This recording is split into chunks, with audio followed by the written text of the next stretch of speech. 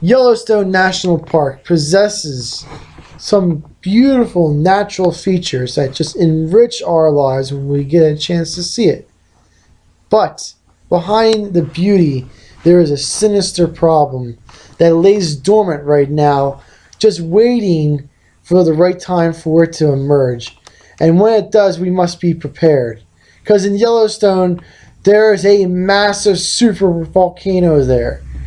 It may not erupt very often and to the point where we see it, but these small little geysers we see are just the little signs of the activity below the surface. Although it happens often, these little geysers that come up with steam, they show a hidden problem of this massive supervolcano. But when the supervolcano does erupt, it will be disastrous for us. There is a map here that we have. It shows how much area would be affected by this supervolcano if it does explode. And it will knock out huge parts of our agricultural system in the United States, especially the breadbasket of the United States. So when this a supermassive volcano erupts, we must be prepared. And we must prepare ourselves by planting plants that can survive in the future after it explodes. And that will provide us with food. And plants that we should plant in such a scenario are fruit plants such as we can do blueberries and raspberries that we can store the seeds for. We can do small gardens like tomatoes and string beans that we can grow ourselves. And maybe we can save some of the seeds of apple trees, and after many years we can start to grow apples.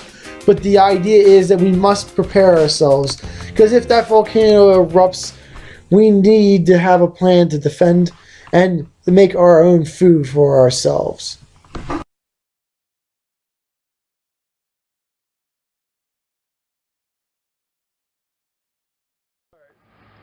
This is an exceptionally hardy tree here. This is a ginkgo tree, and this has a nice story to it.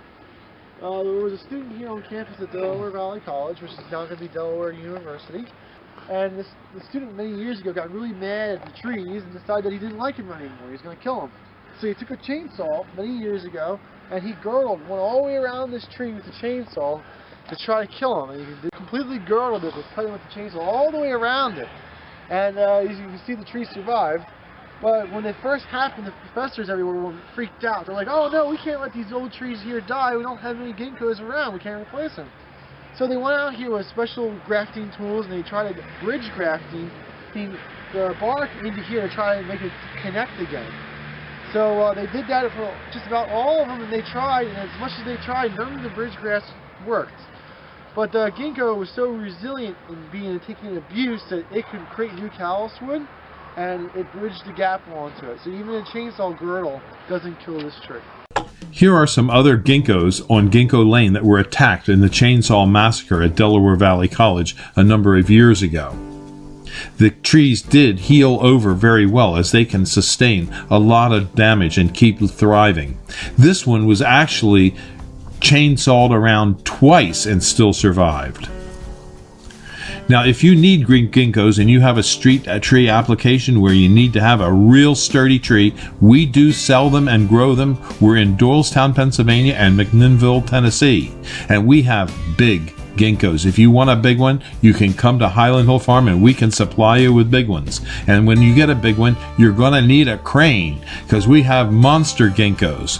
But we also have some ginkgos that are approximately 2 inches in caliper. This is Mike with our ginkgos at Highland Hill Farm in Fountainville, PA. This is our 2-inch caliper ginkgo. It's a nice tree. It's a hardy tree. It's going to survive. It'll live 1,000 years. You'll never see the end of the ginkgo once you plant it.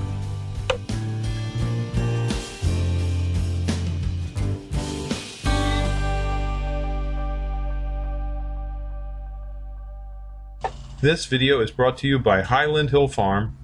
We grow and sell screening and buffering trees for privacy and sound barriers.